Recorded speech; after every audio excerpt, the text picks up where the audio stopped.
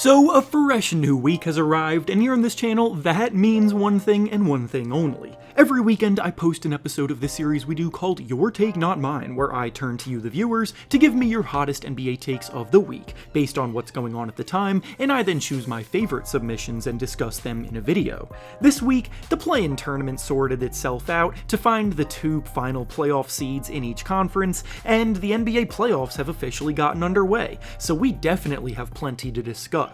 In order to submit your takes, I make a community post on either the day of or the day before the video, similar to the one that you see on your screen now. So if you want a chance to be featured in a future episode, be sure to stay on the lookout for that.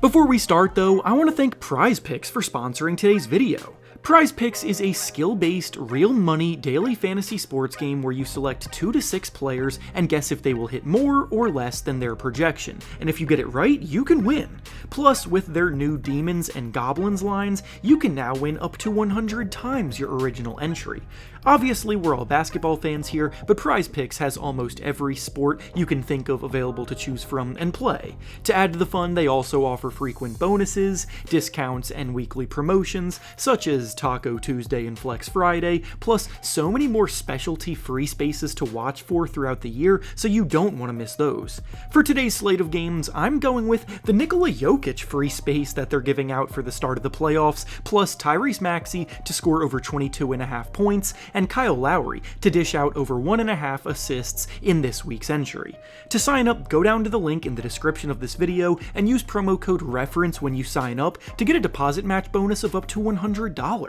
Once again, thank you to PrizePicks for sponsoring the video. Now let's get back to the topic at hand. The first take we'll be discussing today comes to us from Zach, and he says that the Tyrese Halliburton for Domantas Sabonis trade will go down as a huge L for the Kings, since they ultimately traded away a superstar in the league for a few years of mediocrity. Ever since the trade went down 2.5 years ago, there has been a lot of victory lapping and revisionism by both fan bases, but we are now at a point where enough time has passed to more accurately revisit the subject.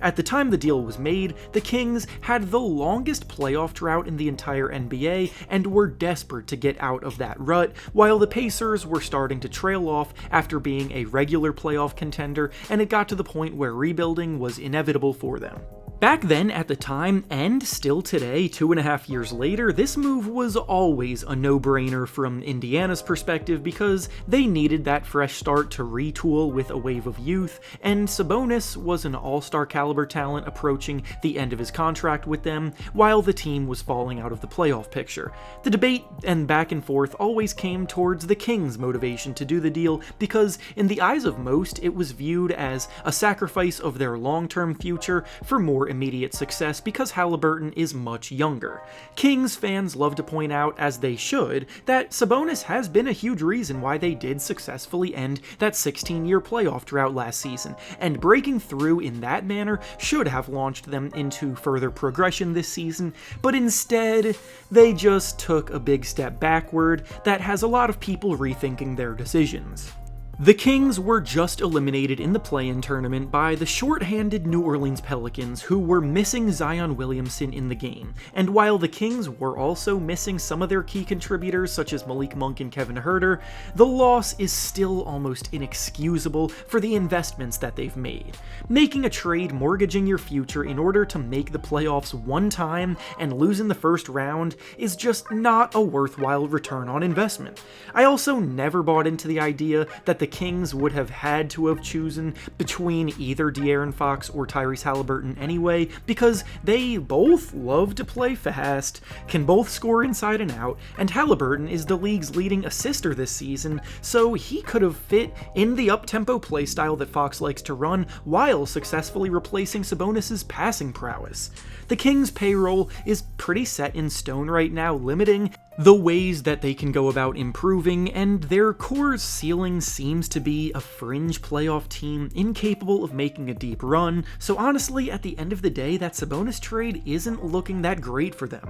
The next take we'll be discussing today comes to us from Jay, and he says that the Miami Heat need to make a big trade immediately for a big star because Jimmy Butler is no longer capable of being a #1 option. Jimmy Butler's entire tenure with the Miami Heat has been a crazy enigma where his individual production has never really stood out as a championship contending #1 option in the regular season, but then when the playoffs have rolled around, he has on several occasions leveled up to arguably being one of the best playoff performers in the entire league. The phrase "flip the switch" gets used way too much nowadays, but Butler has actually been one of the few capable of doing it on the big stage, and that's bailed out the Heat countless times, who have objectively had some flawed rosters overachieve in recent years. This season, the Heat once again had a mediocre regular season, finishing in 8th place, forcing them to fight their way out of the play-in tournament in order to even clinch a spot in the postseason, and for the second consecutive year they did so, claiming the 8th seed.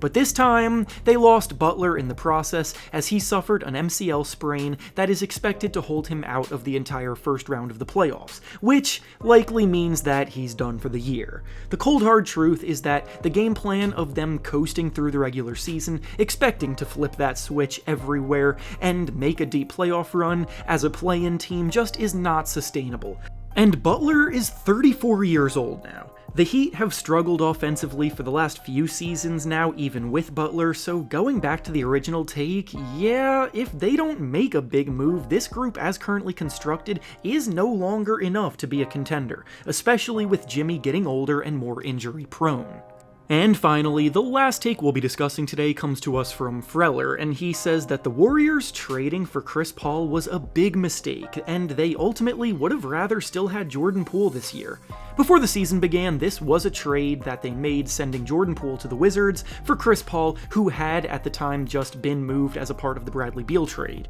The intention behind it was to add another capable veteran talent to their rotation in order to keep their championship window alive around Steph Curry, and to send Poole to a team where he could develop out of the shadow of this team's dynasty and away from Draymond Green. Now, the Warriors just got eliminated from the play-in tournament, so they failed the first step of keeping a championship window alive, which is of course making the playoffs first. And now, the team has some big questions to answer this offseason, but this trade in particular is not one that I'm willing to have revisionist history about. The truth is that this was honestly a lose-lose trade for both teams, and undoing it wouldn't change much about either team's fortune. Jordan Poole got more usage and opportunity this year, yet got significantly worse, as his shot selection and decision-making became even more unhinged, and his defensive woes were on full display. So to say that he would have helped turn the Warriors season around this year is just foolish. There are plenty of things that the Warriors could have done differently this year to find better results, but I really do not agree with keeping Jordan Poole around being one of them.